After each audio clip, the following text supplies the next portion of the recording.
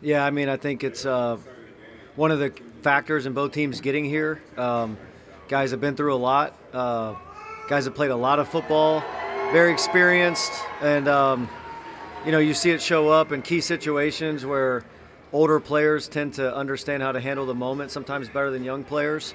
So, uh, I think we have a good mix on defense of some young guys that play for us, older guys. They certainly have a very experienced offense, and so it's a challenge, that we're looking forward to.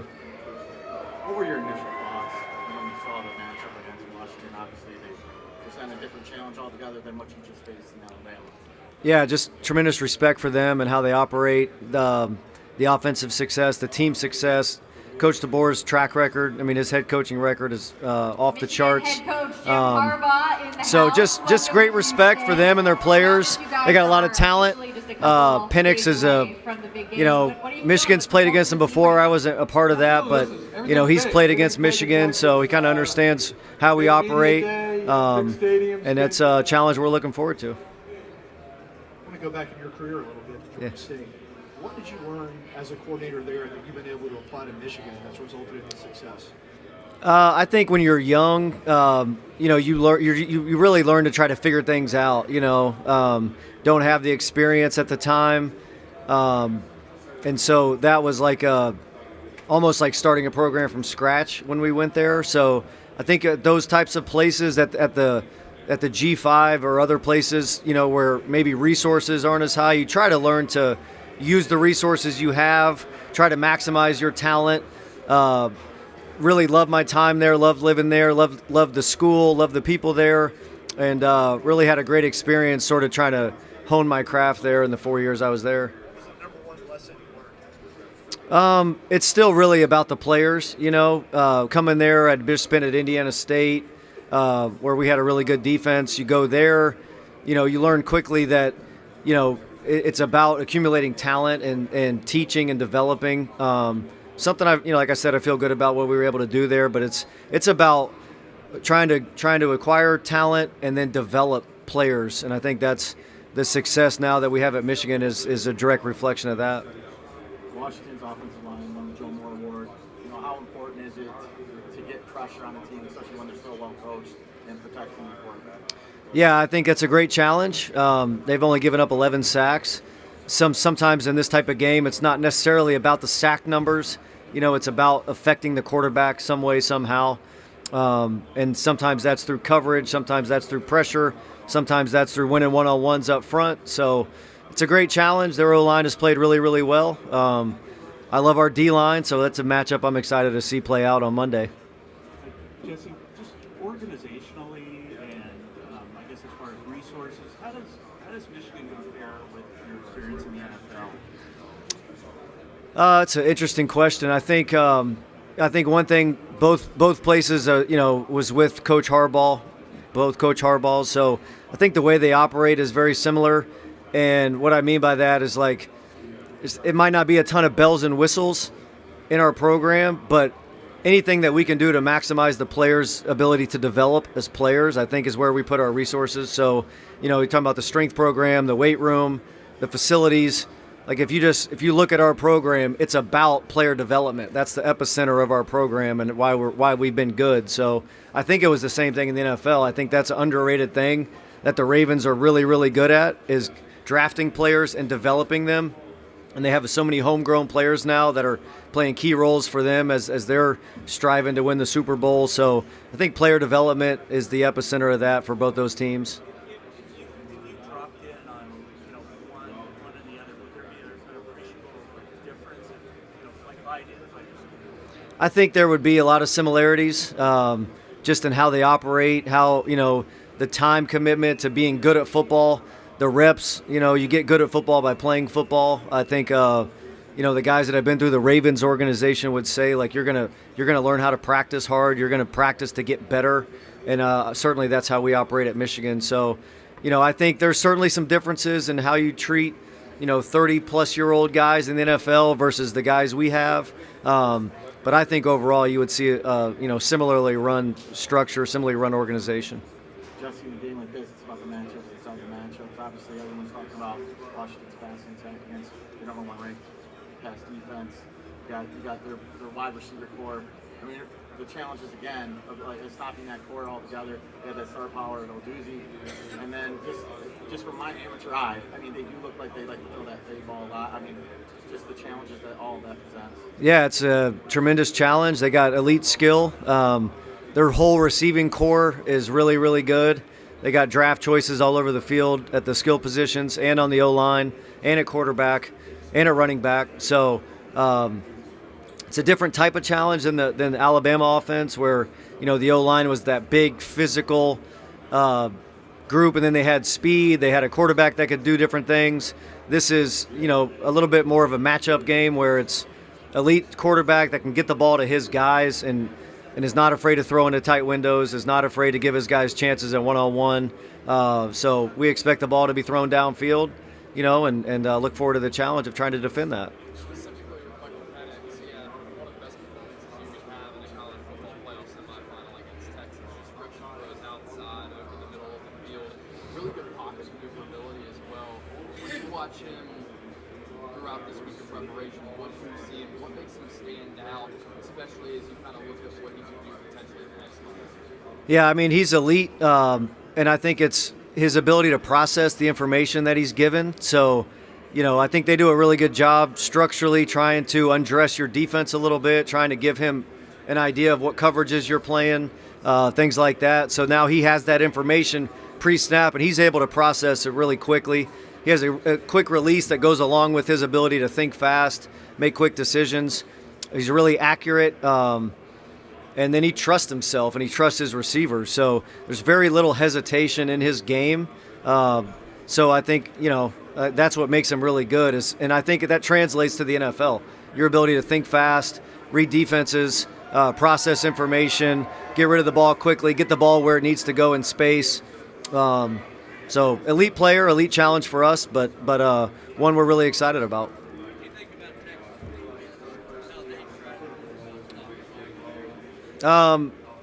Yeah, I mean, they played their defense. I'm sure there's things they would do different, if you asked them. But I thought their interior guys, who are really good players, got some pressure. I thought they surprised them a little bit with some perimeter run game in that game. That Penix ran the ball a little bit more than he had all year, and then they do a really good job formationally, trying to get you into certain looks. So I think they had some answers for how Texas adjusted to certain formations and got them into some certain looks, and so that's something we got to be aware of and be keen on. And like I said, look forward to going against this high-powered offense. Just a little bit, yeah. I mean, I just think the way they play, the way they operate, they get the ball out quick, they run RPOs, they run the ball enough to keep you off balance. They formation you to death with different shifts and motions and different looks. So it's about kind of handling that and still being able to play the style of defense you want to play. Can you talk a little bit about all the pre-snap motions that Washington does and how difficult that is to process? Yeah, they do a really good job. Like I said, I think they try to undress your defense in a sense to where they can give the quarterback some answers pre-snap as to what you might be playing. So they do that by putting people in different positions. You kind of got to tip your hand if you're in man or zone, tip your hand if you're pressuring. So it's a great challenge. You got to have some different ways to handle the shifts and the motions and the adjustments and not let them do that. But it's a big part of what they do, and it's a big part of our plan to, try to combat. I wanted to ask you about Roman Dukes at number one specifically. What is the best aspect of his game when you put on tape? Is it like where he's at the catch point, his body control? What are the things that stand out about him on tape? I think it's his ability to make those contested catches that really separates him. I mean, he's obviously got a great skill set. He's big, he's fast, he runs really good routes, but he very rarely doesn't come down with the ball in the contested catch opportunities. And part of that's Penix, where he puts the ball. He does a great job, like throwing the back shoulders and putting the ball where the defender can't quite get there. But his ability to make those key plays when he has tight coverage, I would say, is what makes him such a great player. He's a bigger guy, but it seems like he can play play almost like a smaller slot. Does that come across? Does he look like he plays almost like a smaller guy? Yeah, I just think he's a really good overall receiver. So he has that ability to wiggle. He has that ability to run good routes. I think he's, we went against Marvin, and people have kind of compared the two. I think they're both elite. Like, they're probably going to be the first two receivers picked. So it's another great challenge for us. We got to know where he is at all times, not let him wreck the game, and look forward to the challenge. You just started talking about my next question. How much can you compare with the Washington and Ohio State offenses, and how do you think your experience against Ohio State the last 2 years will help in this matchup? I think structurally and schematically they do some different things. I think when you look at the personnel, it's probably a little bit more, I think you have an elite quarterback in Washington that can process, that can make all the throws. I think Stroud was similar to that, the guy we defended the last 2 years before this year. And then their skill at receiver is certainly comparable, just talent-wise and the rosters they've accumulated. I think their offensive line this year, obviously they won the Joe Moore Award, so they've played at an elite level. So we certainly, I think anybody that we've played, hopefully there's experiences that we can draw upon from the different style of teams. This is a unique offense, but I think we've seen elements of everything that they do versus different people that we've played the last couple of years. So we look forward to drawing on all of our experiences and trying to have a great plan and trying to come out on Monday and play our best ball.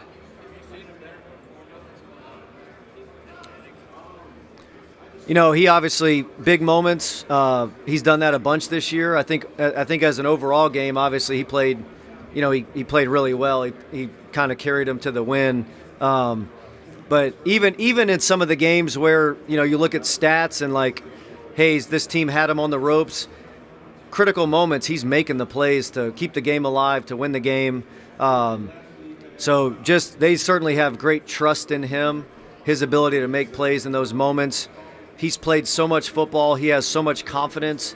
He plays in such rhythm that he got rhythm against Texas early. And if you let him do that, it can certainly be a long day. Just kind of similar. With Penix's skill set, what's the thing that he does physically that's maybe different from any guy that you've seen so far this season? I think it's his ability to process information, to move in the pocket, and then to have a super quick release and get rid of the ball and be really accurate. So some of the guys we played, there's elements of their games, but this dude overall, his ability to process, his ability to see what's there, make tight window throws, be really accurate, give his guys great chances to make contested catches downfield. He's as good as it gets in college football. Yeah, Rayshon, unfortunate injury.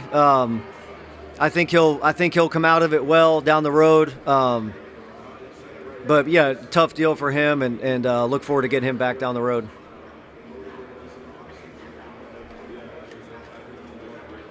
Coach, Coach, you were with the Ravens for 4 years. You worked with guys like Eric Weddle, Marlon Humphrey, Marcus Peters, great defensive backs like that. How has your experience with Baltimore translated to coming to Michigan and teaching defensive backs? Yeah, there's obviously a lot of correlation in what we do schematically. I think trying to teach guys is the same at every level. I learned a lot from those guys, Eric Weddle in particular, like older guys that have been in the league a long time. What do they need to know? Sometimes as a young coach, you try to tell the guys everything, and I think when you teach pros and coach pros, you kind of start to learn what they really need to know and how you can streamline the information for the guys. So certainly try to carry that here, coach our guys up, and try to put them in the best position to be successful. Is there anything you learned from working with one Harbaugh brother that led you to helping the other Harbaugh brother here in Michigan? Yeah, they're so similar. They're both just elite leaders. They can bring people together. They can get guys to, play as a team, but still have their personality and still let their personality shine. So both have just great cultures in their locker rooms, great team, great staff culture, and just both two of the best leaders in all of sports.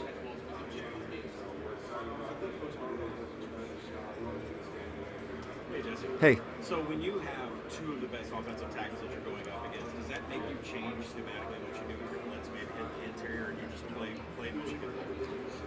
I think they have good players across the board, so do we, and I look forward to our guys having the challenge of going against their guys.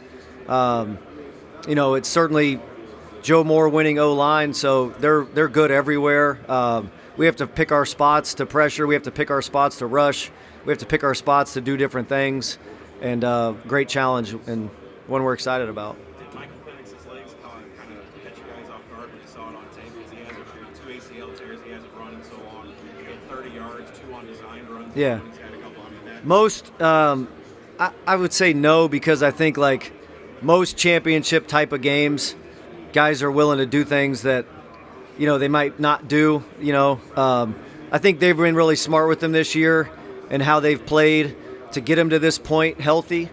And I think now it's like anything goes, and we're trying to win a national championship. So most of the time, most quarterbacks have a more willingness to run in the big game, the championship game, the closer the ball gets to the end zone, like critical moments.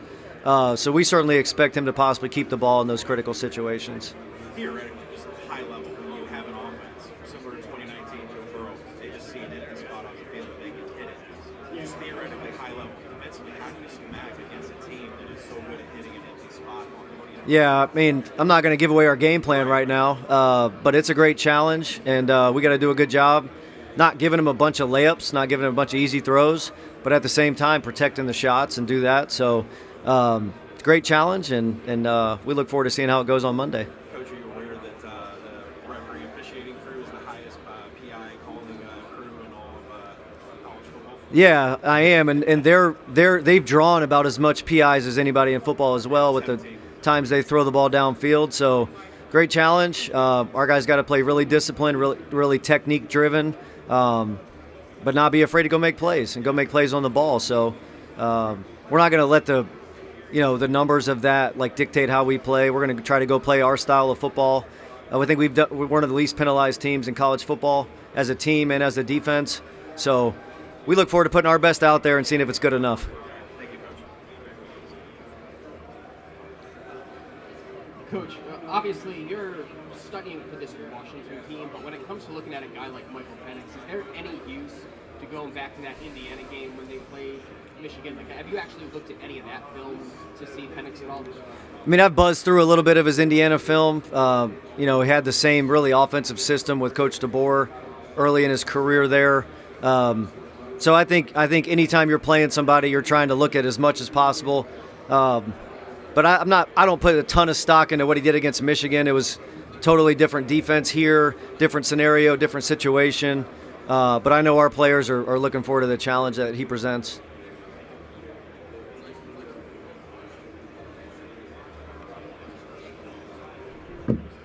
Coach, when you saw Ernest Husman's name go into the portal, what were your first reactions? What did you guys want to do when you saw him in there? Obviously, you want to go get him, but how did you approach doing that? And then what has he brought to the team this year? Yeah, I remember just getting a call that, hey, the linebacker from Nebraska, we kind of knew what number he was, how he played against us, pulled up the tape against Michigan from 22, and I mean, this guy had 10 tackles and a sack against our offense, and so, it's like, wow, he's played in the Big Ten, he's played in our stadium, he's made plays against our offense, which I think is really good, and so he was a guy that we targeted, tried to go after once he was in the portal, and super excited that we got him. He's brought such a tremendous level of competition and depth into our linebacker room. He's played really, really well. We kind of have 3 starters as our 2 inside backers, and he's had a really good year, and I expect him to have another really good couple years coming up here at Michigan.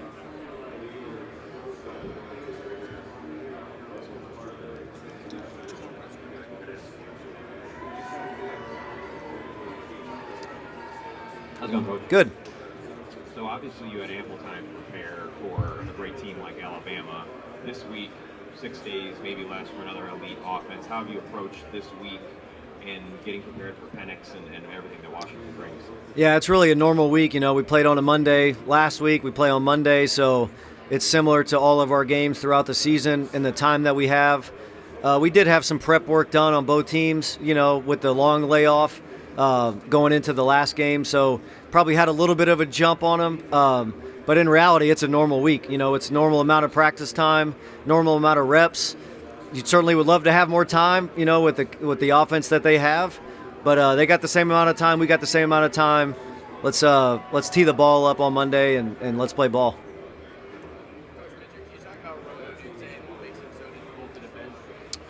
Yeah, he's got a great talent. You know, he's got great size, great speed, great ability to run routes.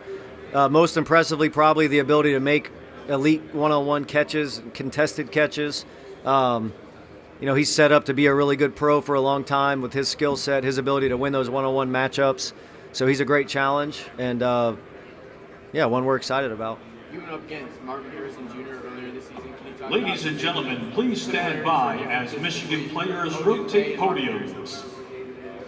Yeah, I mean, I think there's some similarities. They're both probably the top two guys in college football. I'm not trying to slight anybody else. These are just the two that I've been, you know, seen and watched, prepare for. But both really, really good. Both have the ability to kind of take over the game, to wreck the game, so to speak. So both just great skill set. Both probably will be top, you know, potentially top 5 picks. Both of them are top 10 picks for sure. So tremendous challenge. One, we got to know where he's at. We got to be aware. They have a lot of other guys too, so you can't just center around him. They got other guys that can beat you. So it's a great test and one we're excited about. Thank you. Thank you.